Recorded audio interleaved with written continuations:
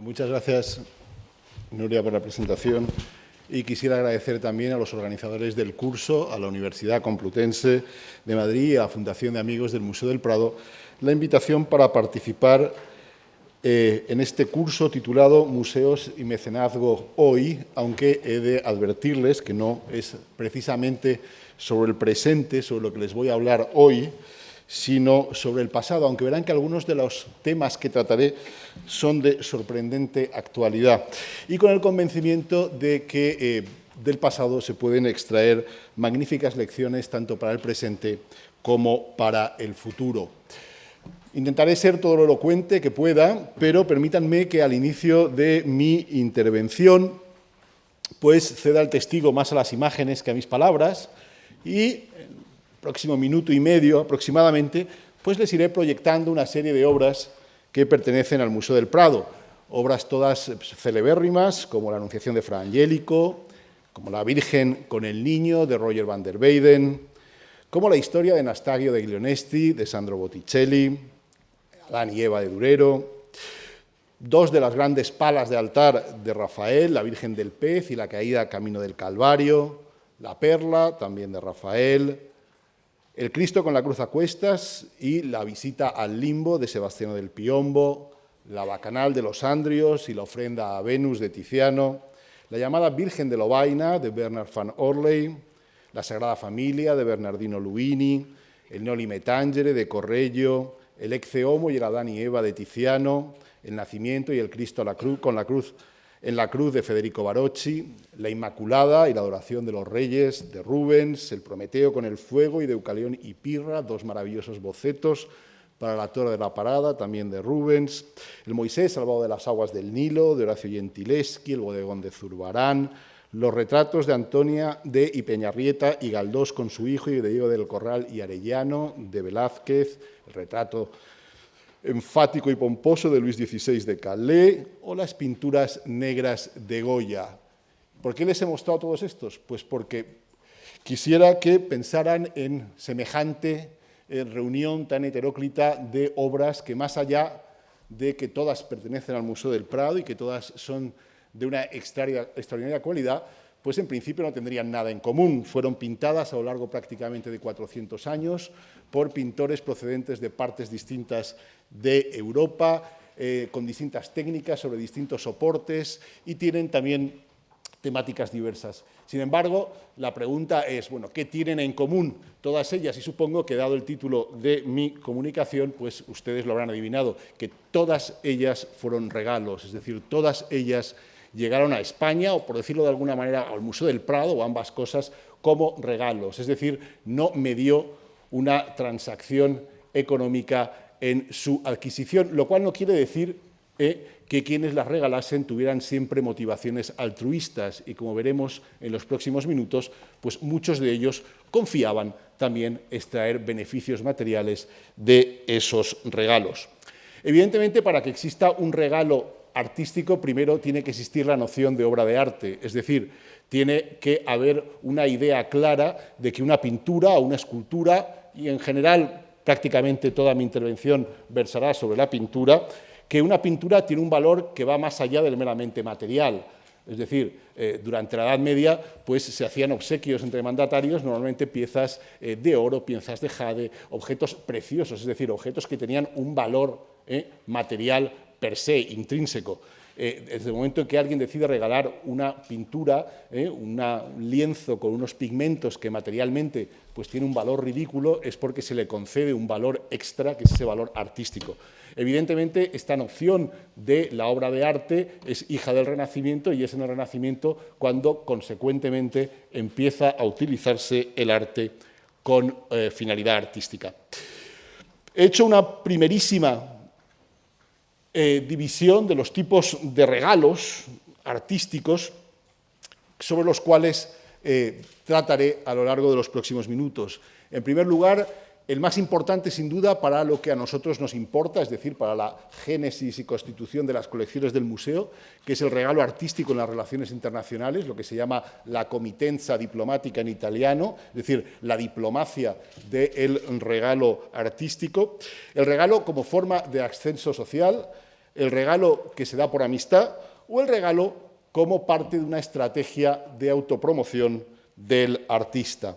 Como decía antes, para que exista esta idea de regalo artístico tiene que existir la noción de arte, y fue en el Renacimiento cuando empezamos a ver que las obras de arte son regaladas para normalmente pues, ganar el favor de mandatarios o de personas en la cima de la pirámide social. Os pongo un ejemplo, me centraré en Tiziano, más que nada por su importancia también para las colecciones del museo. Uno de los primeros casos que conocemos es el de el regalo por parte de la República de Venecia en 1516 de la magnífica Salomé, que hoy se conserva en la Galería Doria Pamphili, a Alfonso I de Este. Estamos ante dos cosas que son absolutamente, o dos circunstancias que son absolutamente importantes. Por un lado, el arte tiene un valor más allá del estrictamente material. Por otro lado, el artista tiene un valor adicional, es decir, se convierte, sobre todo cuando hablamos en términos de regalos diplomáticos, en un elemento más de lo que es la diplomacia de un Estado o de una corte. Es decir, no voy a decir que sea tan importante como un embajador, pero sí que es un personaje absolutamente importante. Tiziano probablemente fue el primer pintor italiano que adquirió un estatus como moneda o como un valor añadido en las relaciones internacionales. Desde muy temprano en su carrera, y de hecho, pues este es un regalo tempranísimo que se hizo a Alfonso I de Este por parte, como digo, de la República de Venecia. El sobrino de Alfonso de Este, Federico Gonzaga, fue probablemente quien utilizó de una forma más inteligente y más ambiciosa el regalo para obtener fines políticos. Y, de hecho, fue gracias a él como, de alguna manera, entra el Museo del Prado, la protohistoria del Museo del Prado en escena. En 1530, Carlos V se desplaza a Italia, en 1529 se desplaza a Italia para ser coronado en Bolonia. Era la primera vez en 50 años que un emperador, que el titular del Sacro Imperio Romano Germánico, visitaba Italia, y fue una verdadera conmoción en todos los príncipes italianos y también entre los distintos estados que acudieron a regalarle todo tipo de objetos para ganarse su favor. Uno de los más espléndidos, con mucho, fue Federico Gonzaga. Un Federico Gonzaga que le agasajó con todo tipo de dádivas, que incluían caballos fabulosos de la maravillosa cuadriga de los Gonzaga, tapices, pero pensó que algo que sería importante y que podría hacer ilusión a Carlos era que lo retratase el pintor, el retratista más importante que entonces había en Europa y en Italia, desde luego, que era Tiziano. Y con tal motivo lo llamó, lo reclamó: ven, reúnete conmigo, vamos a ver al emperador, hazle un retrato. La verdad es que lo que no podían pensar entonces era la poquísima sofisticación artística del emperador Carlos V, que la verdad no se sintió especialmente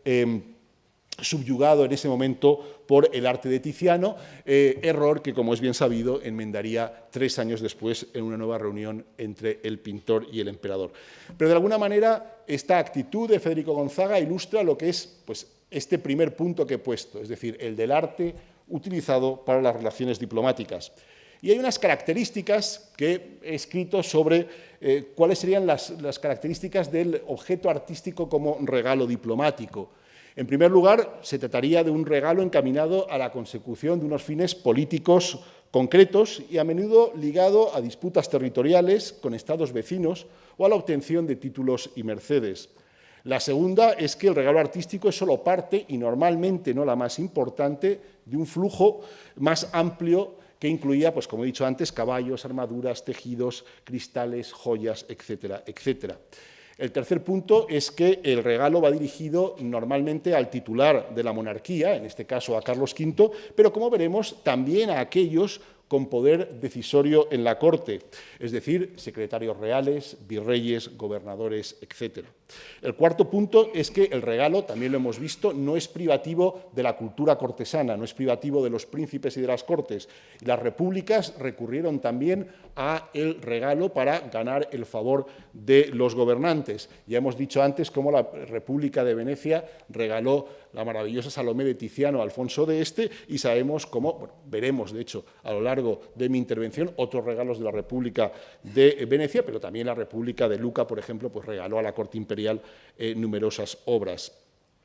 Además, se generaliza a lo largo de los siglos XVI y XVII una cultura del regalo del que participa prácticamente toda la sociedad. Es decir, todo aquel que quiere ganar algo recurre a la obra de arte para conseguir sus objetivos, y de la que veremos que participan eclesiásticos, militares y también, como veremos, los propios artísticos. Como siempre ocurre, cuando hay dinero o algo con valor monetario de por medio, regalo y corrupción fueron a menudo de la mano. Punto 6 sería que el regalo no siempre fue espontáneo. Ya veremos que hubo regalos sugeridos, cuando no forzados. Y finalmente, quien obsequiaba procuraba, lógicamente, adecuarse a los gustos del destinatario y tenía muy presente a quién iba a regalar sus cosas. Como ejemplo de lo que he dicho antes, de esos regalos hechos para obtener unos fines materiales concretos, pues tenemos el de estos dos personajes. Alfonso de Este quiso que el emperador le devolviera las ciudades de Reggio y Módena en 1532, y sabiendo que, bueno, Carlos era bastante insensible a las artes, pero su secretario imperial, Francisco de los Cobos, manifestaba interés por Tiziano, le ofreció elegir el Tiziano que quisiera de su colección. Cobos, que no era tonto, preguntó al propio Tiziano y le dijo, bueno, ¿cuál de ellos elijo? Y le contestó el pintor, el retrato que le he hecho a Alfonso, que es el mejor de todos. Ese fue el que pidió Cobos y el que inmediatamente se le remitió desde Ferrara. El retrato, por desgracia, ha desaparecido, se conservan copias, la mejor de ellas, la que tenéis aquí en el Metropolitan Museum. Mientras que Federico Gonzaga, pues gracias a estos regalos, pues consiguió innumerables ventajas materiales de Carlos V, incluyendo que pasara del título marquesal al título de duque. En el siglo XVII asistimos a fenómenos muy similares. Por ejemplo, en 1640, Niccolò Ludovisi hizo un regalo verdaderamente extraordinario a Felipe IV para conseguir que el monarca español le concediera el título de príncipe de Piombino. Como digo, era un regalo extraordinario del cual solo os voy a mostrar algunos de estos cuadros, que incluyen las celebérrimas pinturas de Tiziano que aquí tenéis, pero también el no menos famoso Noli Me Tangere de Correggio. Como he dicho antes, no solamente las cortes, también las repúblicas regalaban. Antes hemos visto algún ejemplo de Venecia, por poneros otro más. Este es un cuadro que en 1587 el embajador veneciano en España, Jerónimo Lippomano, regala a Felipe II, pensando entonces, probablemente con la mejor voluntad, ya veremos que no siempre sucedía así, que se trataba de una obra de Tiziano, sabedor de que era el pintor favorito del monarca español. Otro de los puntos que antes os he puesto es que como el regalo no solamente iba al titular de la monarquía, es decir, a Carlos V o a Felipe II o a Felipe IV, sino que iba también a miembros de su entorno inmediato, sobre todo aquellos que tenían capacidad de decisión, y entre ellos ningunos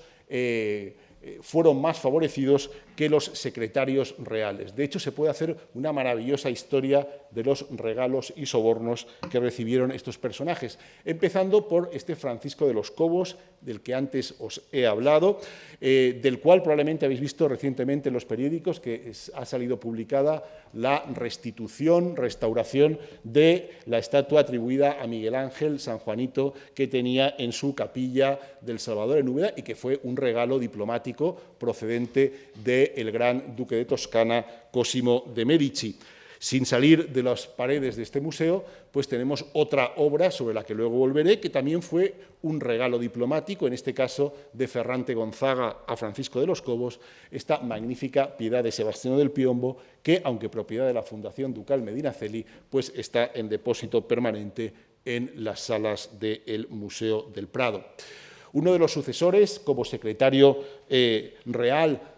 imperial real de Cobos, sería el famosísimo Antonio Pérez, personaje sobre el que también volveré, y en este caso pues también sabemos y tenemos un documento precioso que nos ilustra pues cómo funcionaba esto, es decir, cómo llegaban y por qué llegaban estos regalos. Pues lo más sencillo era lo que estáis viendo aquí escrito, es decir,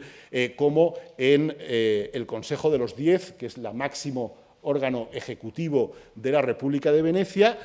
comenta cómo por una carta del embajador veneciano en España se le ha hecho llegar el deseo del secretario Pérez, principal secretario de Su Majestad, de tener cualquier cosa de mano de Tiziano, y que ha insistido mucho en ello y que la República pues está dispuesta a aceptar. Evidentemente, el poder de Pérez era tremendo. Pensad que, no lo he dicho antes, pero es lógico, durante el siglo XVI y XVII, sobre todo hasta la primera mitad del XVII, no hubo una nación alguna que se beneficiara tanto de este flujo de regalos diplomáticos que España, por la simple razón de que era la potencia hegemónica en Europa y particularmente en Italia, con lo cual, si querías estar a bien con el rey, tenías que estar a bien con su secretario, que era el que llevaba el día a día, y pues se estaba dispuesto a hacer regalos como el que veis ahí. A Antonio Pérez le sucedió, entre otros, Juan de Idiáquez, que en 1598 recibía este cuadro, siento no está en un magnífico estado de conservación, El nacimiento de la Virgen, de Jacopo Ligozzi, y el valido de Felipe III, el todopoderoso duque de Lerma, recibiría pues la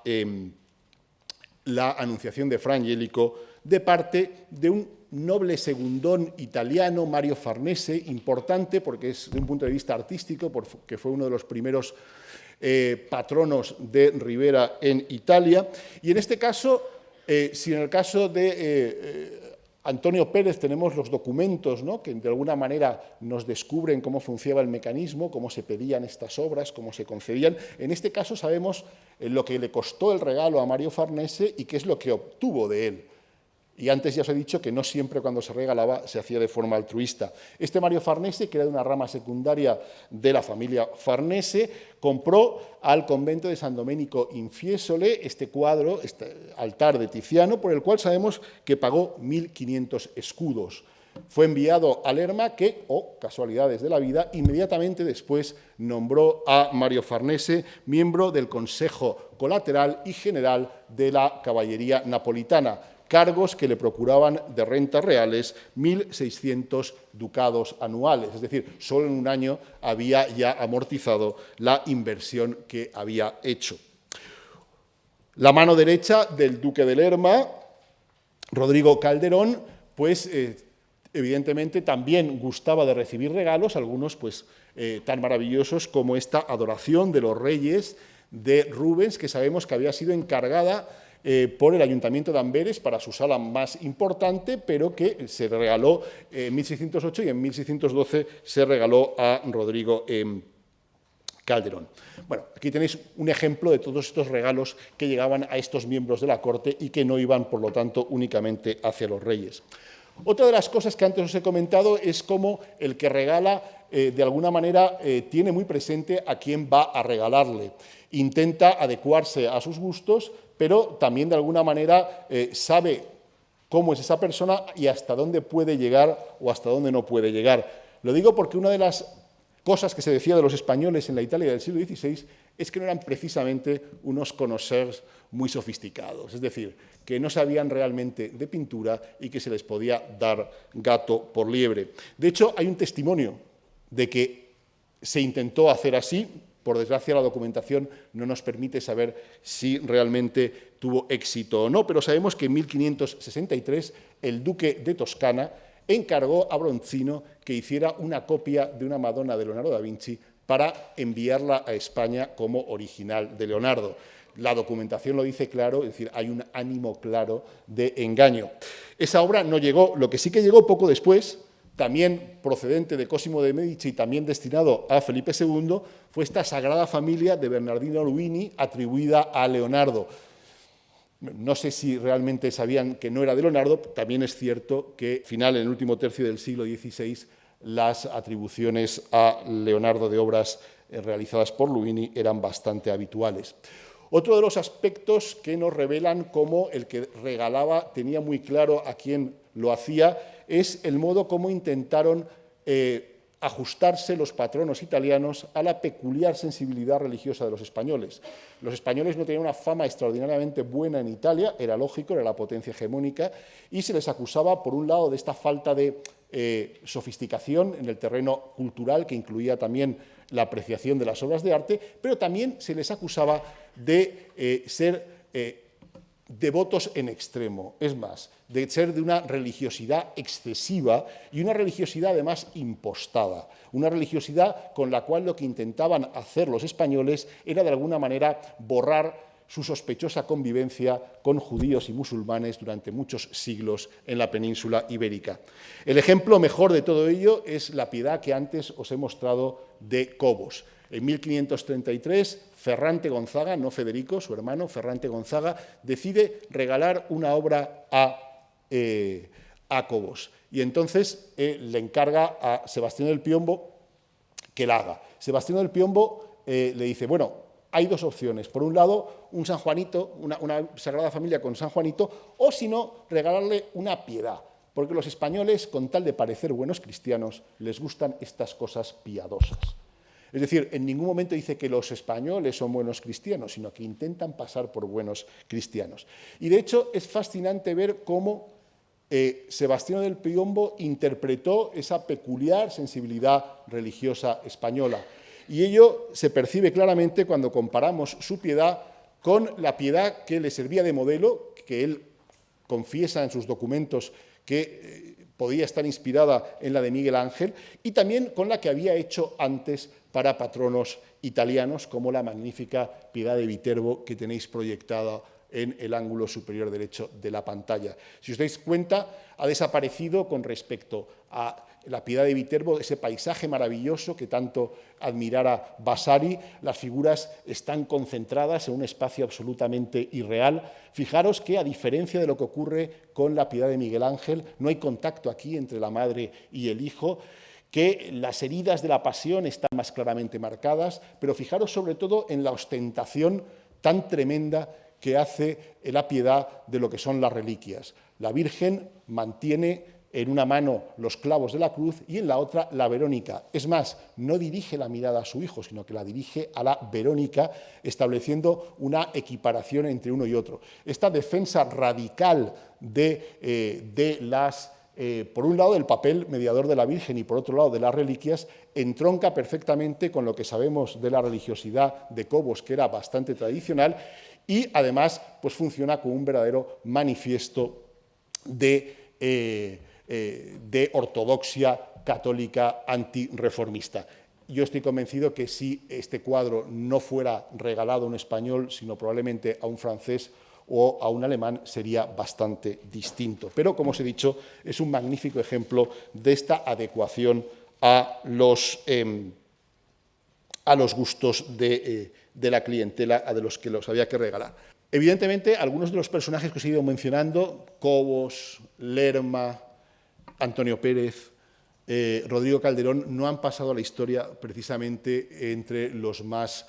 honrados administradores del país. Y, de hecho, como os he dicho antes, una de las cosas que son prácticamente consecuencia ineludible de estos regalos es la aparición de la corrupción. Evidentemente, a estos personajes no se les corrompía únicamente con objetos de arte, pero los objetos de arte eran parte sustancial de ese proceso de corrupción. Hasta tal punto era así que el embajador de Florencia en la corte de Felipe III, escribiendo a su señor, al gran duque Ferdinando, llegó a escribir a propósito de los altos mandatarios españoles: si lasian corrompere quasi tutti, se dejan corromper casi todos. Como he dicho, hay muchas cosas que, aunque sean del pasado, suenan extraordinariamente actuales. Con todo, sabemos que no siempre fue igual. Sabemos, por ejemplo, que en época de Felipe II era bastante más difícil el que los funcionarios admitieran regalos, que solo podían hacerlo con la expresa autorización del monarca, que además solía autorizarlos a cuentagotas. Evidentemente, el que quiere corromper intenta buscar cualquier forma de conseguir sus objetivos. Y una de las cosas que os habréis dado cuenta es que, sobre todo durante el siglo XVI, la mayoría de regalos son de pintura religiosa. ¿Por qué? Pues porque sabemos, por la documentación, sobre todo la más rica de todas, es la de los duques de Toscana con sus embajadores en la corte española, que decían, bueno, regalemos cosas religiosas, porque al decirles que son cosas de piedad no pueden rechazarlas. Y eso explica la abundancia, sobre todo en el siglo XVI, de regalos de tipo religioso. Como os he dicho, en los procesos incoados contra algunos de estos administradores, pues aparecen de forma recurrente los sobornos que habían recibido en forma de objetos artísticos. Y aquí tenéis, de hecho, el proceso incoado a Antonio Pérez en 1559, donde dos de los muchísimos cargos que se le hacen, pero dos concretamente, los cargos octavo y duodécimo, pues versan específicamente sobre cuadros, sobre estatuas, sobre objetos artísticos que él había recibido de distintos mandatarios extranjeros, supuestamente sin la autorización del monarca español. La verdad es que ni siquiera había que ir fuera para darse cuenta que los objetos artísticos pues, se habían convertido en un instrumento muy útil para conseguir objetivos.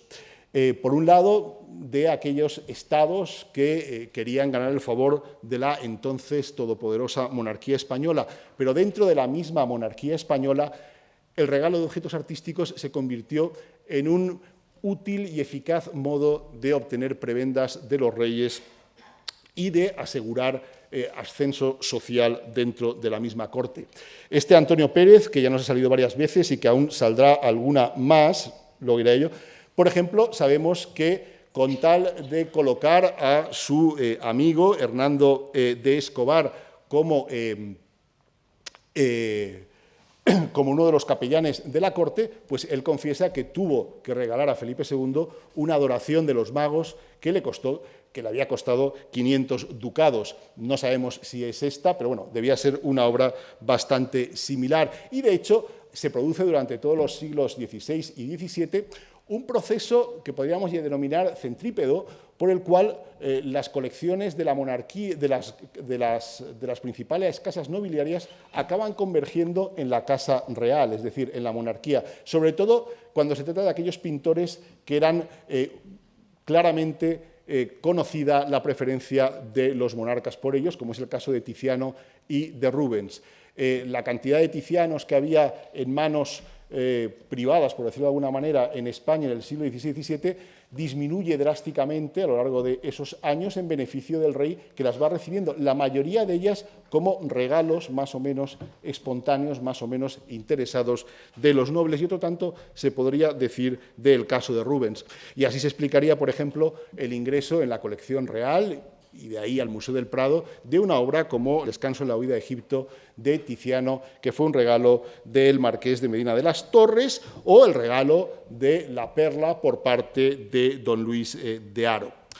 Los regalos, como he dicho, muchas veces tenían un propósito declarado, pero también hay que admitir que había regalos que venían motivados por un sincero agradecimiento o incluso eran fruto de la amistad entre el que daba y el que recibía. Como ejemplo de esta gratitud estaría la llamada Virgen de Lovaina de Van Orley, que en 1588 pues, la ciudad de Lovaina regala a Felipe II,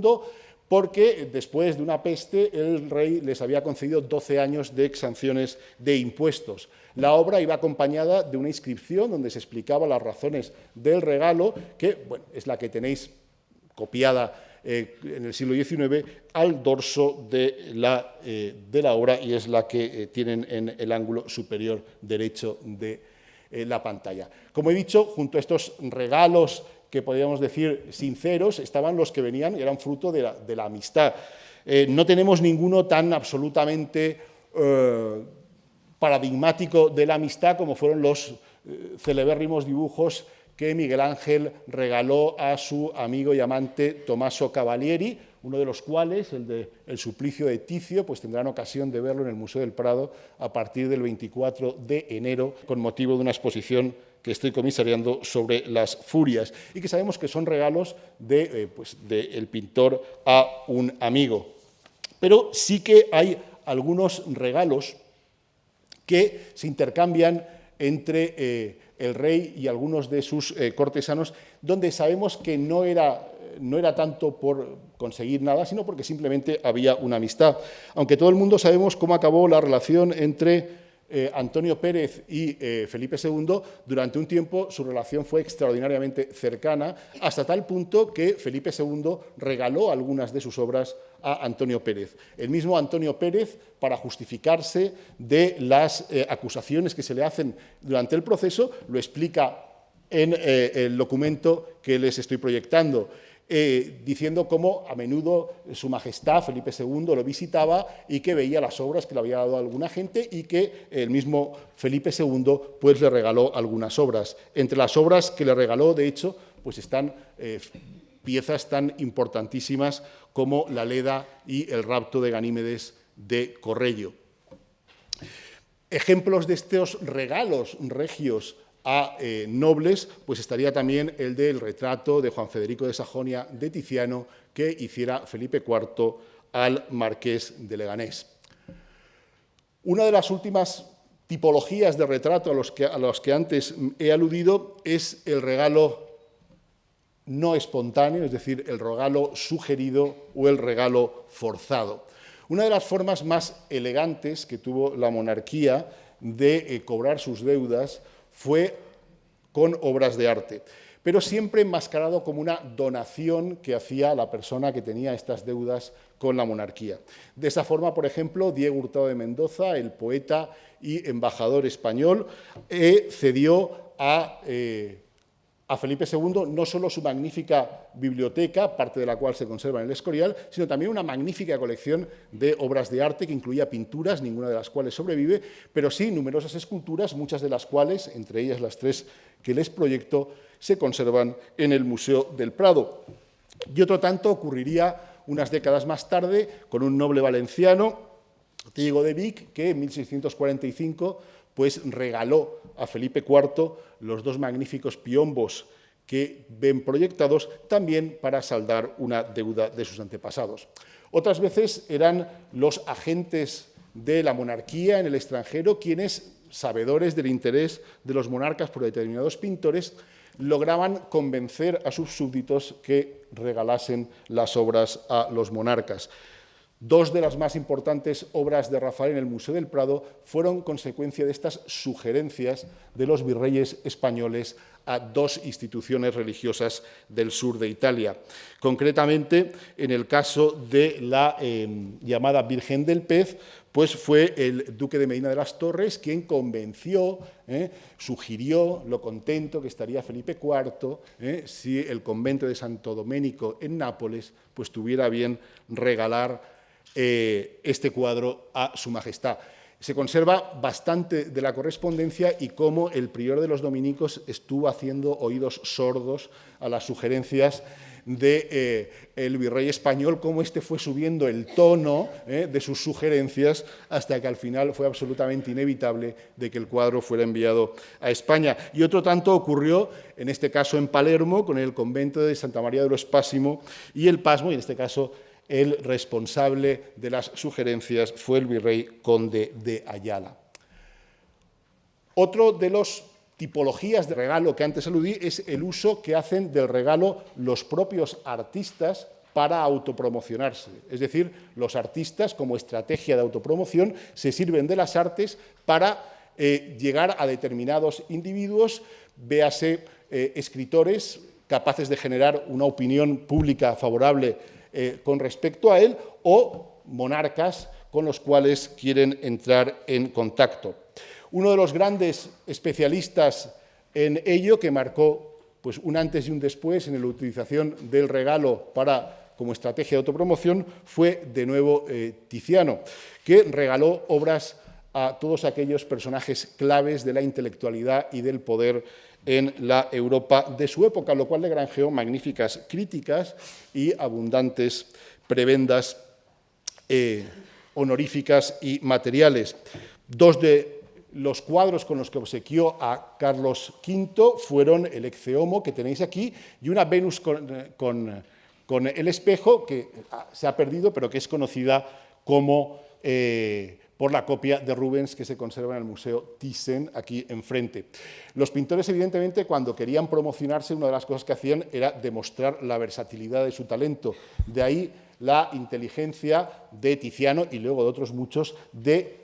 regalar obras de distintos géneros, una obra profundamente piadosa, devocional y una pintura abiertamente erótica para demostrar que se trata de un pintor versátil, un pintor capaz de abordar satisfactoriamente géneros diversos. Tiziano, gracias a todos estos regalos, evidentemente también gracias a su talento, se convirtió en el pintor mejor pagado de la Europa de su tiempo, con lo cual, a su muerte, pues se generó una verdadera carrera para ver quién ocupaba su lugar en la corte de Felipe II, es decir, quién lo reemplazaba como el pintor favorito de Felipe II. Algunos de los pintores que acudieron a intentar conseguir esa plaza tenían talento, como el Greco o como Jacopo Tintoretto. Otros, sin embargo, pues carentes de talento, pues intentaban paliarlo con todo tipo de regalos, como este Michele Parrasio, con esta obra que está en el Museo del Prado, que la regaló, pues cuando se entera que ha tenido un heredero Felipe II, pues le manda esta obra absolutamente enfática y aduladora para intentar conseguir lo que nunca consiguió, entre otras cosas porque le faltaba evidentemente talento. Uno de los que he dicho que intentó conseguir también sustituir de alguna manera a Tiziano en el favor de Felipe II fue Jacopo Tintoretto. Y hay un documento de 1587 que es muy interesante porque nos muestra cómo en un momento determinado el uso del regalo por parte del artista podía entrar en colisión con el uso del regalo por parte de la República de Venecia. De hecho, el embajador veneciano en España, Jerónimo Lipomano, se entera a través de un conocido de Tintoretto en Madrid, que el pintor está pensando en regalar un juicio final a Felipe II. Y rápidamente escribe a las autoridades venecianas y le dice que el regalo no lo haga Jacopo Tintoretto, que sea intervenido, que se presenta como un regalo de Estado que hace la República de Florencia, la República de Venecia, y en estos momentos nos interesa particularmente que no sea destinado a Felipe II, sino a su hija Isabel Clara Eugenia. Es decir, cómo esta manipulación y esta colisión, a veces incluso de intereses, entre el pintor y su patria o el sistema para el que sirve. Otro de los pintores que, por ejemplo, utilizó el arte para promocionarse, para darse a conocer, fue Orazio Gentileschi, que en 1633 regaló esta obra a Felipe IV, sin duda también con la intención de conseguir encargos de Felipe IV. Bueno, durante estos 40-45 minutos hemos ido viendo pues, cómo España, por distintas circunstancias, pero sobre todo por su abrumador peso político durante los siglos XVI y XVII, fue beneficiada de este trasiego de regalos. Pero también hay que decir que los cuadros no solamente llegan como regalos, sino que se van también como regalos. Y en los próximos minutos les mostraré algunas de las lamentables pérdidas que para el patrimonio artístico español ha tenido también esta misma costumbre de los regalos. Como he dicho antes, Felipe II fue el primero que regaló obras a algunos de sus nobles más próximos, como Antonio Pérez, al que le regaló este magnífico Parmigianino de Cupido, al que regaló también las dos obras que hemos visto antes. A la muerte de Antonio Pérez, el monarca recuperó las obras, pero el emperador Rodolfo II insistió en que por favor le fueran regaladas, y al final pues, Felipe III acabó accediéndolo. El regalo, como digo, era también un motivo de intercambio dentro de las Cortes y, por lo tanto, el rey de España también en algún momento recurría a esos regalos dentro de lo que era el complejo mundo de la diplomacia europea. A veces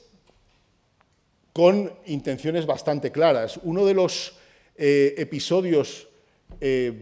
más nocivos para la integridad de la colección real española fue el fracasado proyecto matrimonial entre el entonces príncipe Carlos de Inglaterra, futuro Carlos I de Inglaterra, y una infanta española. Con tal motivo, Carlos y algunos miembros de su séquito, entre ellos el duque de Buckingham, vinieron a Madrid en 1626 y fueron extraordinariamente agasajados por parte no solo de Felipe IV, sino también de la alta nobleza española.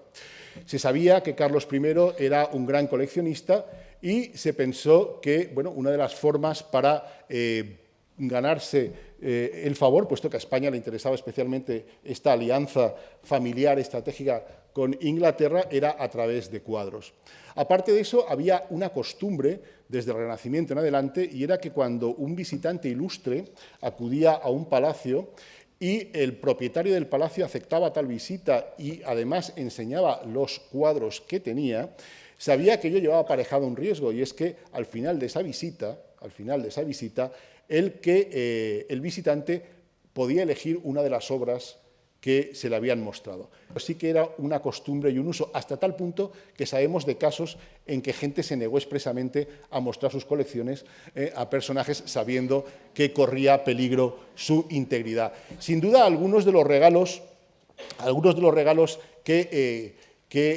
Felipe IV hizo al príncipe Carlos fueron como una muestra de esta generosidad. De hecho, dos de los cuadros que salieron entonces de la colección real española son el retrato de Carlos V de Tiziano. Pensar que en ese momento Tiziano es el pintor más apreciado por los coleccionistas europeos, sin duda yo creo que como una deferencia al nombre del príncipe, el príncipe Carlos, y por otro la que en esos momentos era una de las obras de Tiziano más importantes, la famosa Venus del Pardo. A la muerte de Carlos I de Inglaterra, en las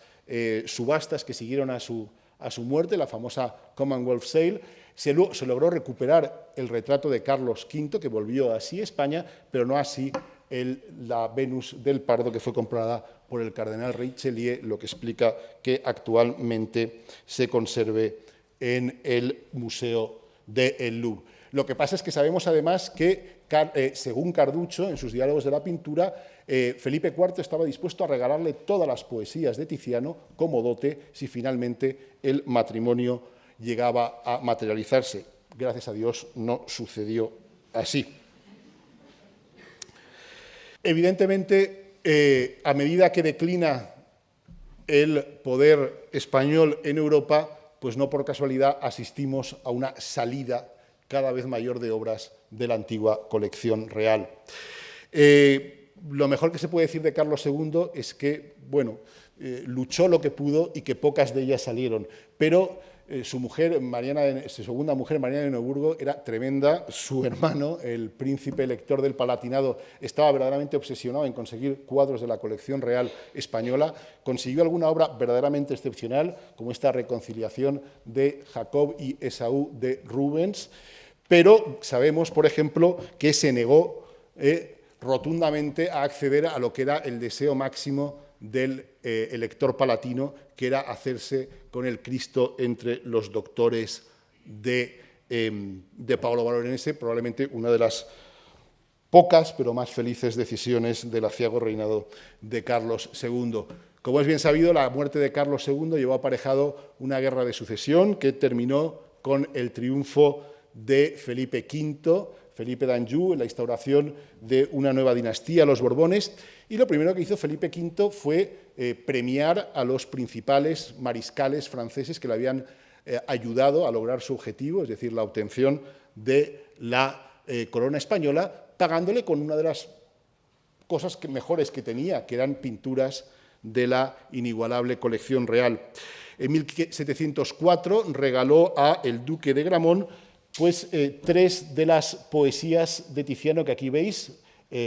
las dos de arriba y El rapto de Europa. La otra ya había salido antes como un regalo probablemente de Felipe II a Pompeo Leoni. Como digo, a medida que la decadencia política y militar va haciéndose más acusada, pues más obras van saliendo del patrimonio real español y, sin duda alguna, pues el éxodo más significativo y también más terrible fue como consecuencia de la invasión napoleónica. Sabéis el famoso episodio del equipaje del rey José, las pinturas que había elegido Quilié para el rey francés, que fueron apresadas o fueron capturadas en la batalla de los Arapiles, pero en lugar de volver fueron obsequiadas generosamente al duque de Wellington y, bueno, quien quiera que vaya a Apsley House en Londres, pues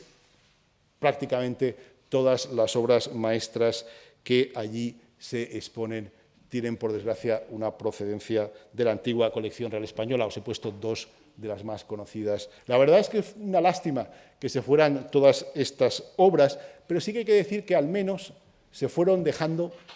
un testigo de su existencia en la propia colección real española y, por ende, también en el Museo del Prado. Y es que normalmente cuando se regalaba una obra se encargaba una copia,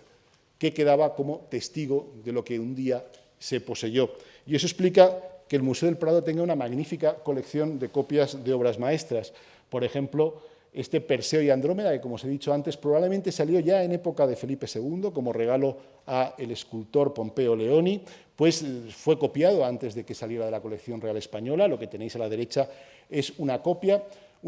hecha según los criterios de la época, que hasta aproximadamente 1650-1660 primaban el tema sobre el estilo, es decir, lo que le interesaba al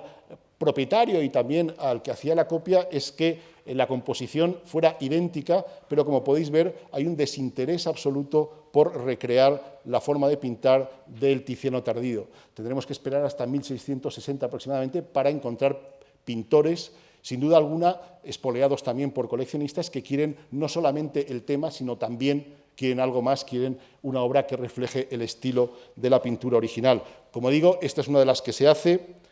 Otra de las magníficas copias que tenemos en el museo es la copia de este parmillanino, que como he dicho antes salió de España con dirección a la corte de Rodolfo II. En este caso no sabemos quién es el autor, hay documentos que dicen que Cajés, pero bueno, es una magnífica copia y también se atribuyen tradicionalmente a Cajés las dos copias que tiene el Museo del Prado de estas dos magníficas pinturas de Correggio que antes os he mostrado. Bien, lo que he estado mostrando antes ha sido, pues bueno, la protohistoria de lo que puede ser el tema que os ha congregado en el Museo del Prado en estos 3 últimos días. Evidentemente, muchas de las cosas que he comentado hoy pues pertenecen al pasado. Nadie se imagina ahora a un gobernante regalando una de sus obras maestras para congraciarse con un mandatario extranjero y que yo sepa, pues de momento nadie se le ha ocurrido medrar en la administración o conseguir contratos regalando obras de Tiziano, que tampoco estaría nada mal. Pero lo que sí que está claro es que el Museo del Prado, de alguna manera, es una enorme casa del regalo, es decir, no hay un estudio cuantitativo, pero podéis creerme si os digo que hay un número elevadísimo de obras y sobre todo de obras maestras del Museo del Prado que llegaron al museo, que llegaron a la colección real como regalos. Lo interesante sería que este tipo de generosidad, interesada o no, continuara en las próximas décadas y que el museo siguiera beneficiándose de este flujo de generosidad particular para beneficio de todos. Muchas gracias.